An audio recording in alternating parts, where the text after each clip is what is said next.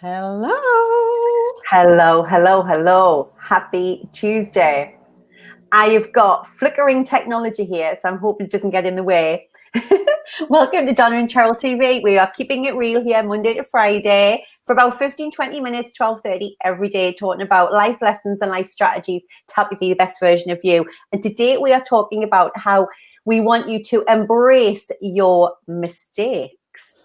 Yes. We would call Because we them don't something like them. else. We would call it something else, but it's daytime TV, so we're going to keep it clean. Yeah, we don't want to swear. There's kids are present. It's lunchtime, and if you're homeschooling, you need a medal. And also, we want to keep it clean for the kids because you might want to share this one with them too.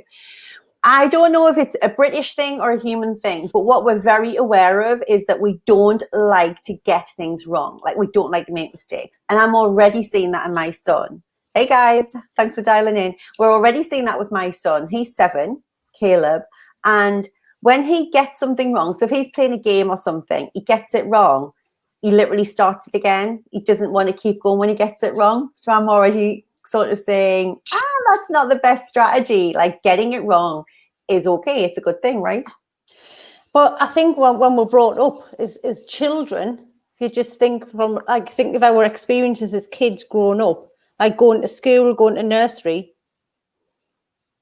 Like, I don't know, is that encouraged? I think if the teachers are nice about it, it's still a mistake. The word mistake doesn't have a good connotation attached to it, does it? Like culturally or society wise, like the word mistake means that you've done something wrong, which then makes you feel bad. And I think that's as you grow up and you go to school and stuff like that. Yeah.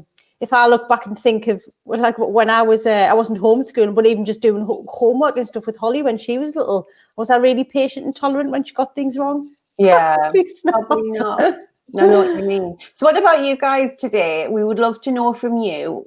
How do you feel about making a mistake? Do you celebrate? Do you get the champagne out when you do something wrong? Like, and when you're in the work environment, I was posting about this today on LinkedIn, in the work environment as a leader or as a team member, how do you feel when you make a mistake? How do you feel about it in life in general? Is it something that you think, yay, great, I'm one step nearer to getting it right? Or do you think, oh my God, I'm useless, I can never get anything right, I need to start over again? What's your view and what's your take on it? How do you feel about mistakes, Cheryl? I think particularly just as we're talking about like a work environment, corporate environment, I know that I generally, I think as a leader was very good at creating a cultural environment where if people did make a mistake, then it was accepted. It was okay, as long as we learn from the mistakes. So I think I was good at creating that environment. But I think it, as being on somebody's team, I think it made a difference depending on who your leader was. Yeah. When I was in corporate, on whether or not I felt comfortable embracing making mistakes, depending on who my line manager was, and whether or not they encouraged that as learning, or whether they actually then made you feel like crap, basically. Yeah. Well, if I think about times in corporate, the majority of examples that spring to mind, it was about who got it wrong and how do you make sure it never happens again, rather than just the overall experience. And that wasn't with everybody, but certainly with a lot of the culture, and most of the time it was about who got it wrong. With it, no, obviously it's because we want to make sure we don't do it again, but it wasn't just like, what did we learn from doing that and how do we get that better next time? It was just, it always felt like it was looking at the negative side of the coin. Yeah. And I just feel like, again, like you said, from coming up as kids, you don't embrace that mistake. It's very much like, oh, well, how, what will you do differently next time? And yes, I'm all for continuous improvement and growth, but it's just about the mindset that comes with it. Our tone and our body language and everything doesn't necessarily say that we're happy about it, does it? So when he's just saying mistake, be the film director, do the take again. I get stroppy if people do it 2 or 3 times. Once is fine, good to learn from. Yeah, absolutely. And when you think about the people who've developed, you're always hearing the story about people who developed computers and light bulbs. I think it was, he'd done something like 1,000 light bulbs before he created the light bulb. And having someone encourage you and cheerlead you through the mistakes as much as through the good times is what's really important. Absolutely. Hey, Donna. And I think, like thinking about, so when we were chatting about this earlier, like when I worked in corporate, I did need business degree. So I went and did that, got a degree, didn't really enjoy the experience. So then I was looking for my next learning and knew that I loved coaching, and I'd heard about this NLP stuff. So I thought, I'm going to go and investigate it. So I signed Remember up when it was to do NLP stuff? I love that. NLP This stuff. NLP thing, let's see what that's about. This thing. So I went on an 18-month journey to get my master practitioner level. But when I first turned up, like I'm in a new environment, in a room, sat in a semicircle with people who I've never met before, learning about a subject that I'd read. I did buy a book before I went and got my qualifications. I didn't understand it. So I thought I'll need to go and actually learn in a classroom. So I'm like in this totally out of my comfort zone. And then when you kind of go around the semicircle and everyone's saying what they did in my first course, they were all like to do with NHS, or they worked with kids or mental health. And I'm sat there, I was the only one there on that course talking around like I'm a leader in corporate. So it was a bit like a fish out of water. Yeah. But I had to embrace that journey, because you're learning a totally new subject that I'd never heard of. And then it was like learn the thing, and she just sent you away. You were in groups of 3 every weekend practicing this stuff on each other. They were practicing you were practicing them. So the kind of imposter of this, oh my God, feeling.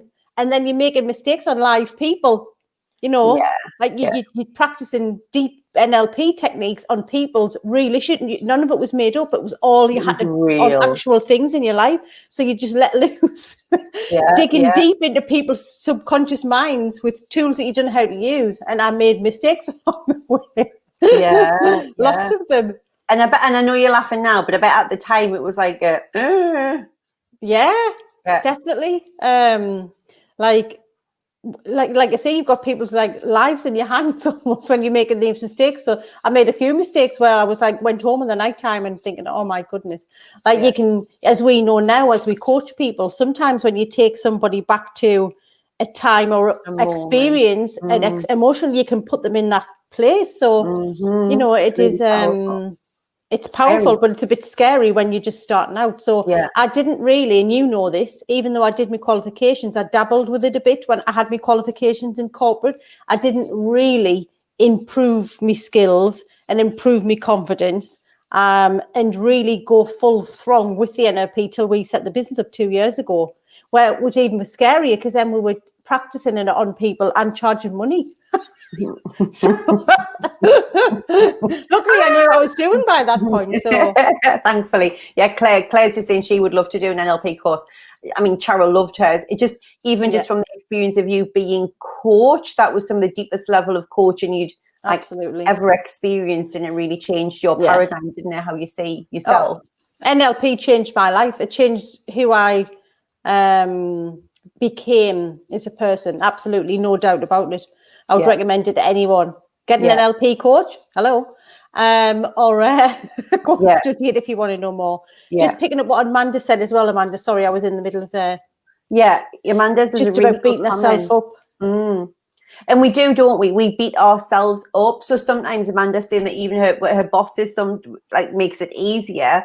And this is why this is a twofold conversation for me. One is about how are you feeling in terms of your comfort levels around just trying stuff, just giving it a go, making a mistake and going, oh, brilliant, right, next time I'm going to try and do it this way, and taking that level of mindset, because your boss can be as kind to you as you like about it. If you're beating yourself up, that's not going to help. But equally as leaders within our families, within our homes, with our teams, and whether your teams are directly reporting to you or not, or you just you're in a team at work, you're a really important cog in that wheel. How do you react when someone makes a mistake? Is it, oh shit, great, that's more work for me kind of thing? Oops, swear word, sorry. Or is it, great, excellent, we're one step nearer to getting it right next time? Which way are you coming at it is the question. So it's so important we work on it. So getting comfortable with making mistakes is really the first step. When you start something, I even know somebody who was having IVF and was really disappointed when it didn't work first time, because it was like everything's geared on your body. And I remember that feeling. But it's about going into it with no attachment. Is it, let's just give it a go? Absolutely, hope and pray for the best, but the best is about the best learning experience, not about being right or perfect or spot on first time. Like, that happening is probably the exception. So just giving it a go and going into it with that feeling of wanting to have the experience, rather than it's got to work first time and be perfect. Whatever it is that you're trying helps you to be a better human for yourself, so that you're kind of to live with for yourself, and a much better colleague, parent, leader at work, right?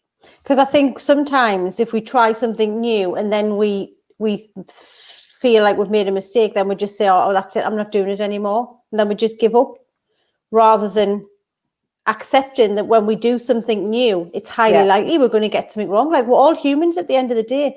Like, none of us rarely set out with the intention of, I'm going to go and try this thing out today and I'm going to get it wrong and I'm going to make some mistakes. Like, that's not our intention. Most of the time we set up to do our best, but then sometimes along the line we get things wrong, which we're going to, everybody is going to. So it's not having the attitude of, right, well, I'm not very good at that, I'm crap at that, or no, it doesn't matter, or I'm not going to bother, because you don't like the feeling of making mistakes, because there's what you've got associated with it, the story that you've got is that you're not very good, so we don't try to do it again. So it's the story around making a mistake that we'll have to change. So then we're eager to go and try more new things. Yeah, you gave Claire shivers as well, Cheryl. Claire saying NLP shivers with your NLP story. You've got a shiver, so follow the shiver. The universe is nudging you. Yes, massively. So this is really for me around, I hadn't heard the term until a couple of years ago, around a growth or a fixed mindset. And Carol Dweck wrote a book on this, Dr. Carol Dweck, and it's amazing. And she termed the kind about growth and fixed mindset. And what's really fascinating is you can see from children, like from very young ages, whether or not they're naturally adopting a growth or naturally adopting a fixed mindset. And the beautiful thing with this, the biggest message, is you can change your mindset. Yeah. So if you identify with a fixed mindset, so you think that IQ is a fixed thing, you don't like criticism, you think it's quite personal, you feel like your level of intelligence is something that's just given and you can't develop it, those kinds of traits where you just sort of see the world the way it is and you're not really set to move very much on that opinion, that can be changed. And it's not about a right or wrong, but a growth mindset is a much healthier way of approaching life, isn't it? It helps you grow and expand. Otherwise you feel stuck. If we are in a place where we form beliefs around, that's the way it is, there's no point in trying, it's not going to get better, this is just who I am, all of those words are so powerful to keep you standing still, to keep you where you are.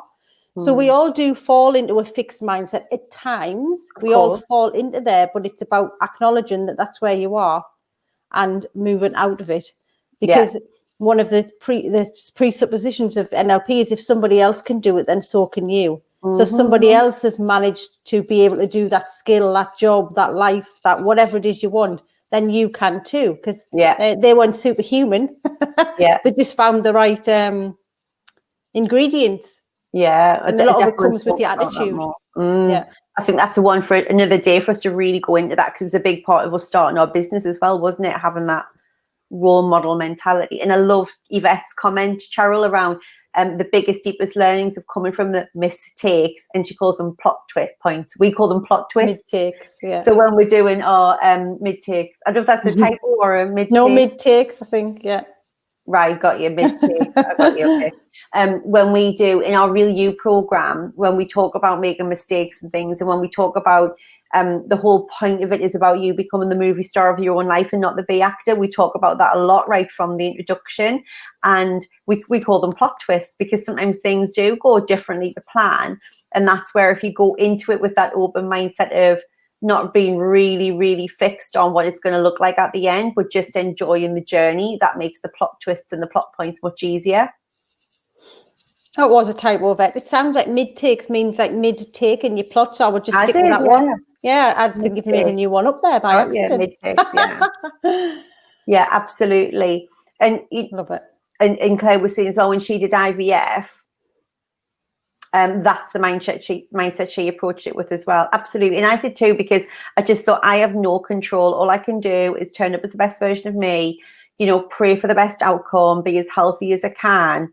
And if it's meant to be, it'll be, which I don't mean for that to sound blasé, but that was the best I could do. Otherwise I'd have driven myself crazy over those 4 years. So amazing. So yeah, so really embracing the mistakes, knowing that mistakes will happen and just accepting it as part of life. Yeah. And actually, we say this all the time, if you're not making mistakes, you're playing too small. Like if you're not playing all out and you know that you're 100% going to land it every time, that's not you stretching yourself. There's no growth in that. And then really just finding out, checking in with yourself, have I got a really fixed mindset around this? Or where in your life have you got a fixed mindset? And if it is about making mistakes, it's turning your thoughts, changing those thoughts, change them into, let's enjoy the journey and let's hope for the best. But whatever it's a learning experience will totally change your experience of making the mistake or the mid-take, the plot twist. Yeah, mid-take. It's called. I'm loving that. Yeah, love it. Love it, love it, love it. Amazing.